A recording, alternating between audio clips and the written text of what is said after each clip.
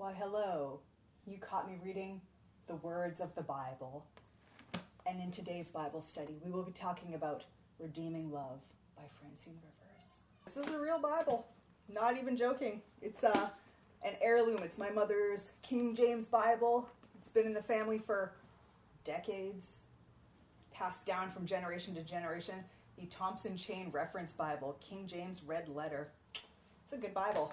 I'd had this book recommended to me through online forums and such. It seems to be pretty popular of a book, and straight up just wasn't really in my zone. You know, I tend to do kind of more smut, more like trash. Trash is what you'd call what I do.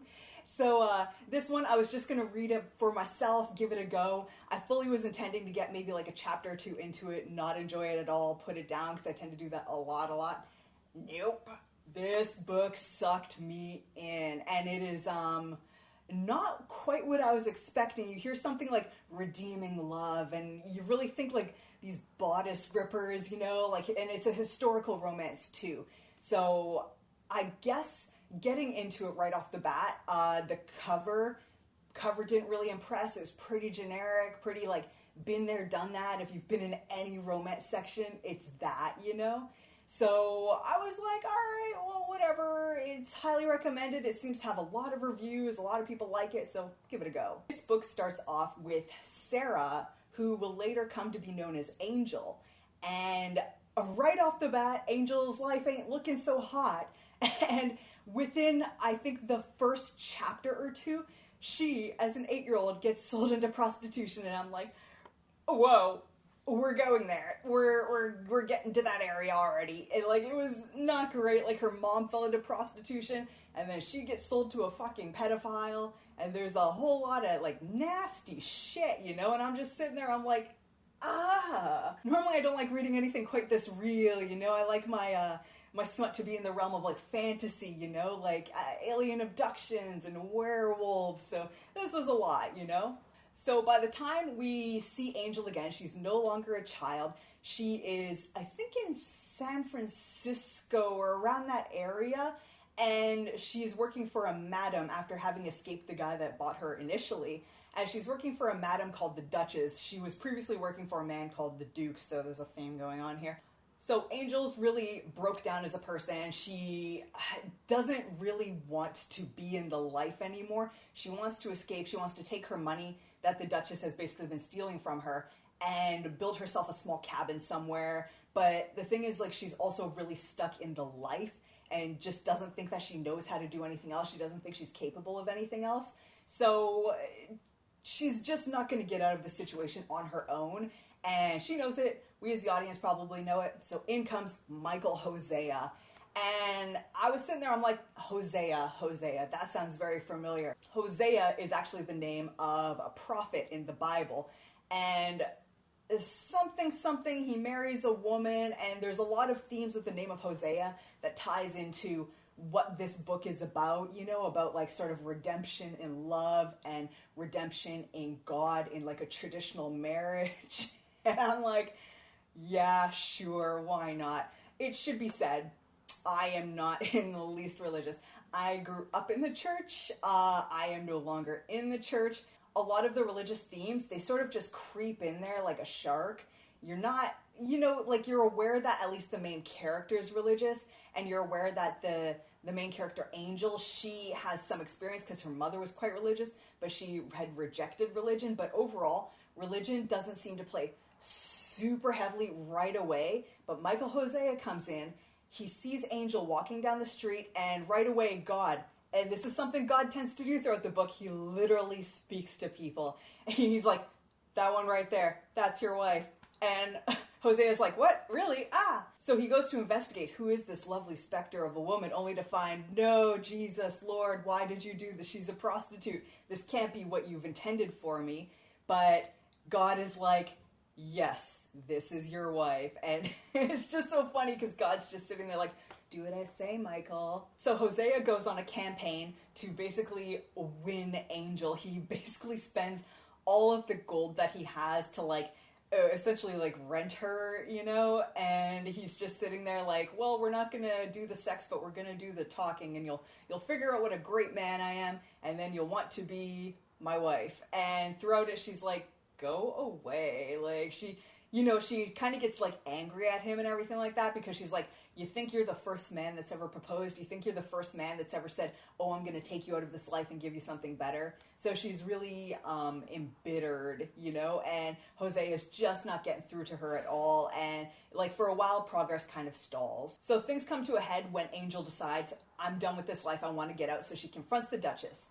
And she's like, I want my money. And then she ends up getting her shit beat out of her by the Duchess's like her henchman or her muscle, you know, like that kind of bouncer guy that's in brothels and everything like that. That kind of like, I don't know if you ever watched like human trafficking videos and documentaries, but there's usually like an enforcer of kinds that like keeps the girls in line, and it's fucked up. It's honestly a really sad reality. Angel gets the ever-loving crap beat out of her, and Hosea comes in, and she's just sitting there. She's like not in her right mind. She's like all, you know, bruised eye, and she's all fucked up and everything like that. She's like almost on death's door, and Hosea's like, be my wife. And somehow or another, he gets married to her, even though she's clearly not in a coherent state. And I'm sitting there, I'm like, was this legal back in the day? And you know what? It was. It was completely legal to have a bride that was not entirely willing, but as long as she just sort of mumbled, you know, things would go ahead, and now like the husband has her and owns her. So Angel wakes up, and where is she at? She is at Michael Hosea's farm. It turns out that Hosea is not a preacher or a wealthy man. He's just a dirt poor farmer who's just trying to make it, you know? So a lot of the book is basically spent where he takes her into the farm, and he's like showing her essentially how to live a farmer's wife's life. She doesn't really know how to cook. She doesn't know how to sew, make clothing, anything that you would expect. Essentially like any kind of woman really from that era to know. So you can see where she was sort of trapped initially, in that she had no marketable skills. She only just knew how to do sex. So Hosea slowly starts teaching her how to be a farmer's wife, how to manage a farm, how to grow things, how to become accomplished in her own right. And her bitterness slowly starts to fade away, but at the same time, she doesn't feel entirely comfortable. She feels like she still needs to get away, she still needs to get her money, and she still needs to get her cabin in the woods and everything like that. What does Angel do? Instead of taking the really sweet honeypot she's gotten, you know, and this is something that frustrated me throughout the book. And I understand that it's completely realistic. And I guess my issue is more with the human nature aspect of it, because I know people do this a lot, where they don't feel they're worthy of something and they self-sabotage. And that is exactly what Angel proceeds to do. And the catalyst for her doing this is Paul, I think he's Hosea's brother or close friend who is like a brother. Either way, he comes in and he's like, you married a whore? You know, and just super unaccepting. It's just basically like, Angel is the bad guy, Hosea is the good guy. He's been tricked by this like soiled dove, as they kind of call them in the books. And he's like setting out to like save his friend who clearly doesn't know what he's done. And Paul basically reconfirms every fear Angel has about herself. She's sitting there, it's like, he's right, I'm not worthy of this life, I don't fit in, Hosea is a bit of an idiot, like, I just gotta get out of here. So she runs. And she tries to go to the Duchess, but then it turns out that the Duchess is gone and the brothel had burned down, and she just has nowhere else to go. So what does she do? She finds another place and sets up in prostitution there. And Hosea comes in and finds her and is like, "Urgh!" And it must be said, I like Hosea in that he is not, he's not the PUREFLIX version of a husband, if you will. He is not just like all-knowing and gentle and kind and universally understanding. He tries to embody that, but he gets angry a lot, and he really is not super happy with the path that he feels God has set him on. So in a lot of ways, while he doesn't fight it, he also isn't pleased with it, and he's not pleased with Angel. And so when he finds her like back doing prostitution, he's like, Lord Jesus, help me, I'm gonna kill this woman. And it's just kind of I can't say it's a funny scene because honestly it's kind of a sad scene, but I like that they gave him more dimensions because, man, it is just a habit of religious books and romances and TV shows and movies. And as I said, I grew up in the church.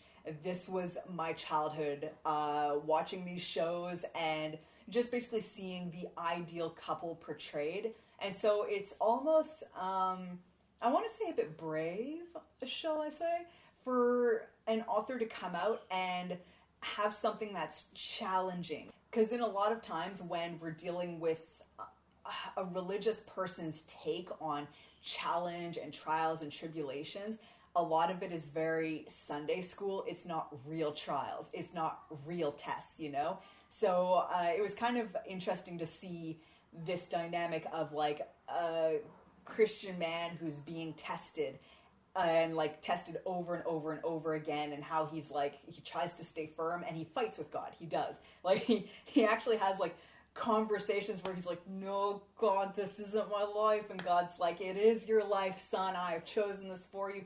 This is your path. And he's like, why? He's like, I can't do this. And at certain points he like feels like giving up, you know? So I appreciated that aspect of it. So I'm not going to get too deep into spoiler territory, but they meet a family called, I believe it's the Altmans. And this is one of the aspects I found really, really unbelievable. Is right off the bat, it looks like the Altmans are going to be a part of their lives, and they invite them into their house and everything like that, because the Altmans are basically, they're going to, I think, Oregon, and they're sort of down on their luck. And so Hosea and Angel basically take them in, and right off the bat, Angel, to the three women that are in the family, she's like, just so you know, I'm a former prostitute. And they are wildly accepting of it. They're like, well, you know, and they don't really have any reaction to it. And I'm just sort of like, I don't know. Okay, growing up in the church, that was not my experience. If you were different, if you had fallen or sinned in any way, you were not embraced. You were not welcomed with open arms. There was no forgiveness or Christian charity or understanding or anything like that. You were judged. And the book does touch on this because Angel's mother had been religious and she got turned away in every aspect of her life. And so that is part of the reason why Angel has a lot of bitterness towards God and the church. And it seems that for no good reason at all, Angel just seems to stumble upon the unicorn Christians, the ones that are really practicing the faith as the Bible says. And I'm like, I don't know. It's not like there was really any change in dogma or change in like the people. She just happened to get lucky, you know? And so to me, it was just sort of like, the book wasn't necessarily proving itself wrong in that a lot of religious people can be total cunts about it, but at the same time, there are religious people that do practice what they preach. And I guess just like as a personal anecdote, my mother was super religious. Like, I don't know, we watched a lot of VeggieTales growing up, and I don't know, everything was Christian programming. Everything had to be like really Christian oriented, like good, clean entertainment, you know? And after a while, my mother just got really disillusioned with the church because in her mind, there were certain tenets of the faith that needed to be followed. And the people in the church just weren't following them. Like, and I remember she tried a couple of different churches and she's like, they're very gossipy, they're very judgmental, these aren't Christians, you know? Like, I guess it's like a no true Scotsman thing. But I don't know. That's just my experience with all of this. So eventually, and I knew it kind of had to come to this, Angel needs to find her own way, her own self. Hosea is like lifting her up, but she needs to have her own moment of reckoning with her past. She needs to have her own moment where she's like, I can stand on my own 2 feet and confront my past and this and that. So that happens, and I'm not going to get too much into what happens, but it is quite a long span of time in which Angel and Hosea are apart, and which Angel becomes her own person. You know, she decides that the correct path for her is not prostitution, but helping people that were like her. in the end, she really forges her own path and stands independently as her own woman with the aid of a lot of other people in the community. And after a while, it is Paul who ends up being the catalyst for her returning to Hosea.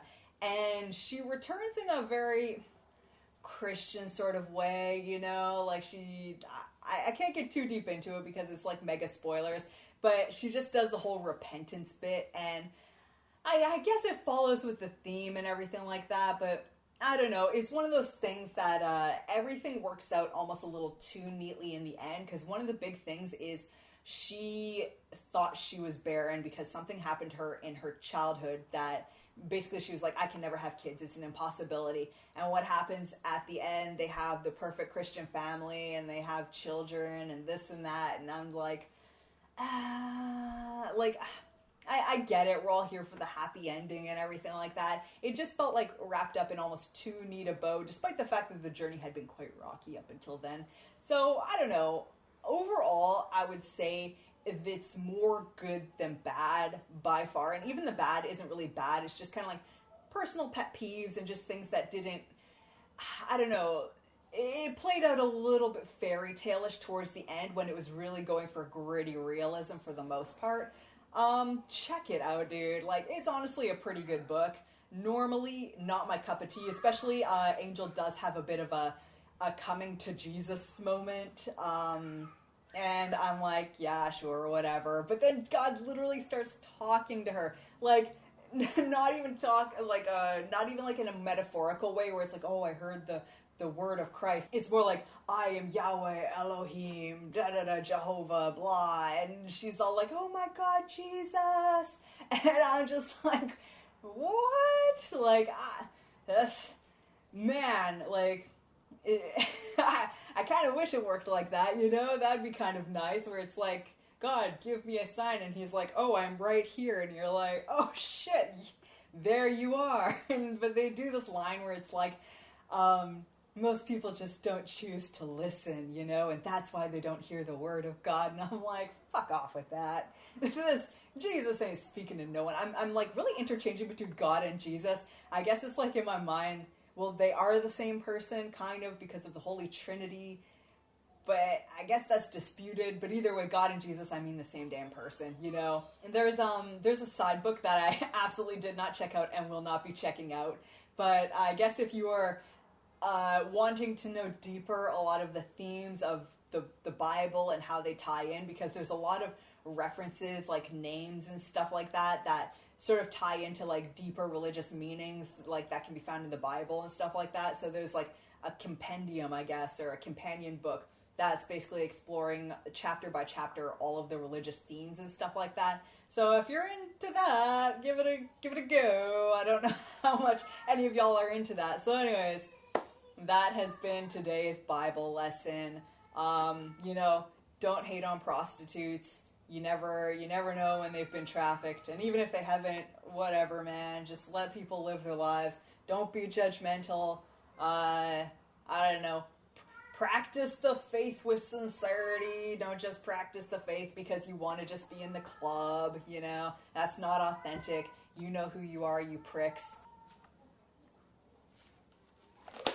Man, so the last time I read the Bible, I was drunk at a hotel room, and it was after a wedding, and me and my boyfriend just decided to read the Bible because we had nothing else to do.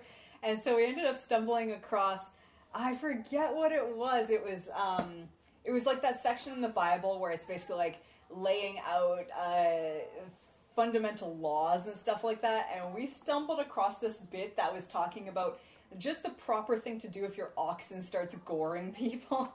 And man, that shit when you're drunk is funny because they had everything. It's like, if your ox gets out and gores like a person, you have to pay so much money. If your ox gets out and gores a slave and like maybe takes an eye, you have to do this. If your oxen is in a habit of getting out and goring people, the oxen just must be put to death. And I'm sitting there, I'm like, how much of a problem was this in olden days? like just oxen rampaging through the streets, getting out and goring folks so much that they had to put it in the Bible. And the Bible's like, get your oxen under control, assholes, or we will fine you and put you and your oxen to death. I just thought, so good. Truly, the Bible doesn't get much credit for being a humorous text, but some lines in the Bible are, they're pretty good. Like, the Bible is not all, like, I don't know, necessarily, like, mystic and, like, oh, love thy neighbor. Like, sometimes it's pretty brutal, man. It's like you got wives cheating, husbands cheating. I read this one where it's like, man, it's been so long since I read these books, but like the husband cheated and the wife ended up like overthrowing the kingdom and killing him or something like that. Oh my goodness. There's so many good lines. So anyways, if your oxen is in a habit of getting out and goring people, you might want to do something about that. You know, build a better fence, because the Bible tells you not to let your oxen get out and gore people, and that is a fact. So don't do it.